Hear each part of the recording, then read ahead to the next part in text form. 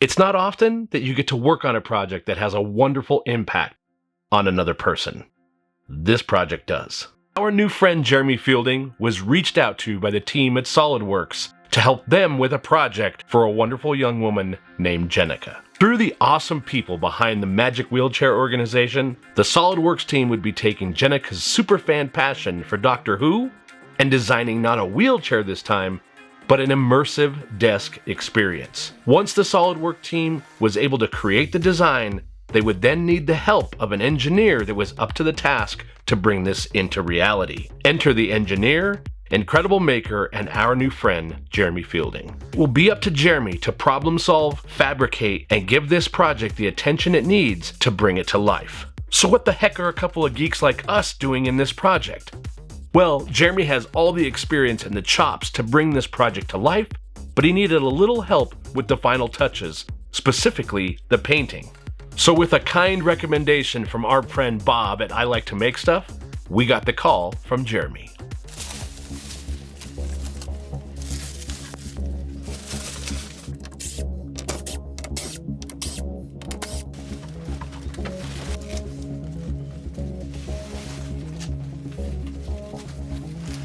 Woo-hoo-hoo. That's a big one, folks. I'll take this insert out of here.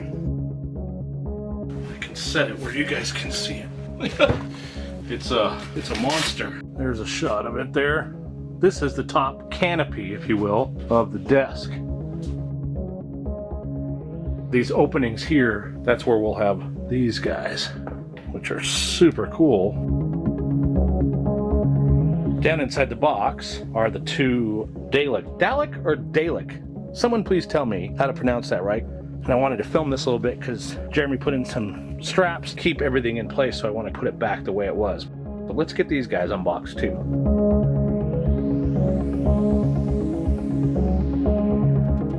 Yeah, that's awesome. Quality on that guy is really good on the print, man. Shipping stuff like this is always difficult, especially with these things kind of sticking out. So we did have one casualty. Right up in here is where it snapped, but it's a really clean break. What's most impressive is the quality of the print.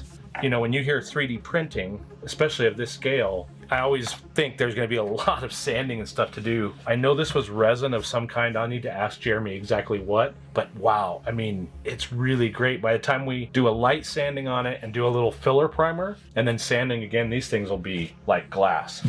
So the biggest challenge is going to be filling in all of these seam lines. So we're going to go ahead and Bondo all of those seams first, and then we'll sand it down flush as we can get it. Our part of the project was to provide the finishing paint and texture, as well as add lighting to bring this to life. That being said, Jeremy has a full build of this project that is a must-see. We have a link to his channel and the build in the description below. We would appreciate you heading over there after you watch this to see how this entire project got off the ground and how it's finished up.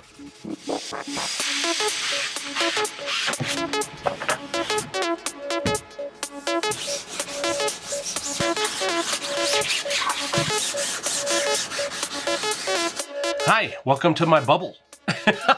It's interesting. And if you've ever seen the TV show Dexter, well, I'm beginning to feel a lot like that with everything covered in plastic in here.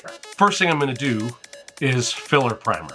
So after the sanding and Bondo that we did on these 3D prints, the automotive filler primer will do exactly what it says. It will fill in a lot of those little valleys in the 3D print. I'm talking about it now because you're seeing it painted with the filler primer. It's not really easy for me to film spraying, and it's just spray painting, so it's not all that interesting. Okay, it's been days of sanding. I've gotten most of it cleaned up best I can. It was time to move on to applying a flat black as a base coat. And then what we'll do on top of that is I've found this new Behr spray paint is amazing, and it has a nice copper tone to it.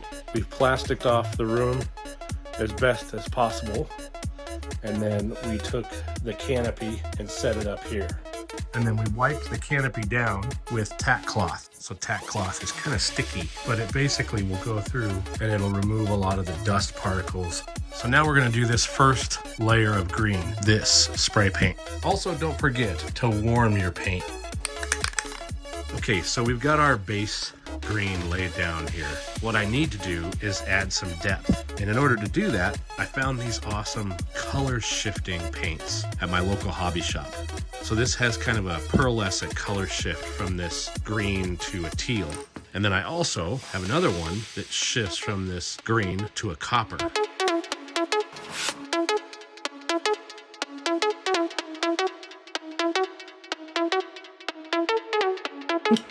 This will get nice action.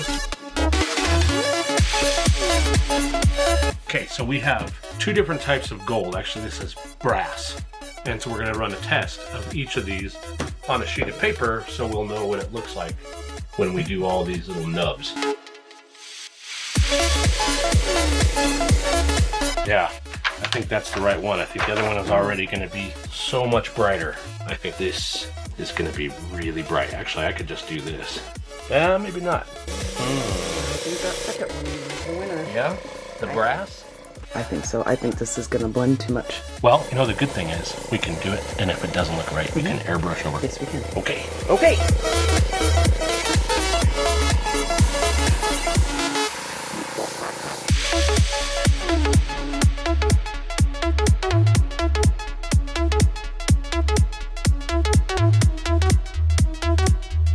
I have to find a rhythm. My withering always starts out really timid. Yeah, And that it's- makes sense. It's like it's gotta talk to me. Tell me where you want to be dirty. Where do you want to be dirty? Tell me where. Want to be dirty right there?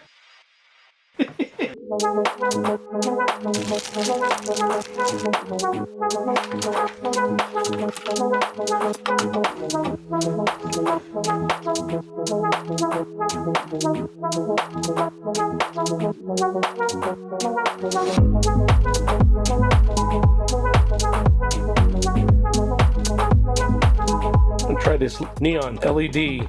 Just comes in a strip like this. You can cut it. It's silicone, so I can't paint it, but it leaves a great glow and color. So I've done multiple tests with the rope lighting and the CA glue that I'm using, and it does claim to bond to silicone. And as I'm going along, it's holding really well.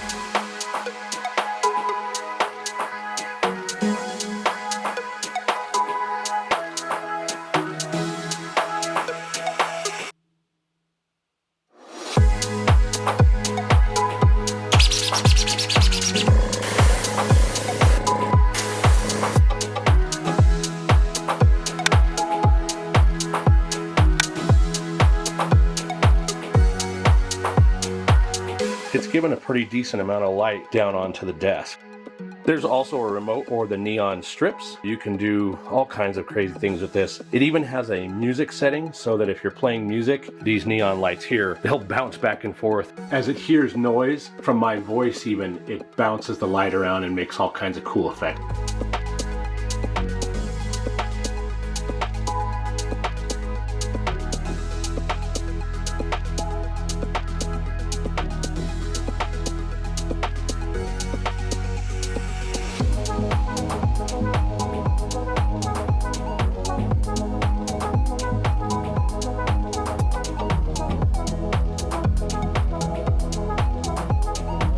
This project has been an incredible experience. It's not just that we got to work on a project or making new friends in the community. Those are great things. However, what makes this such a wonderful experience is knowing who will be receiving it and enjoying it. We sure hope you'll take a few minutes and head over to Jeremy's channel to watch the full build and be able to see the final install and Jenica's reaction to seeing it for the first time. Jenica, we hope you love this project as much as we loved working on our part for you. And we'll see the rest of you the next time we build something out of nothing.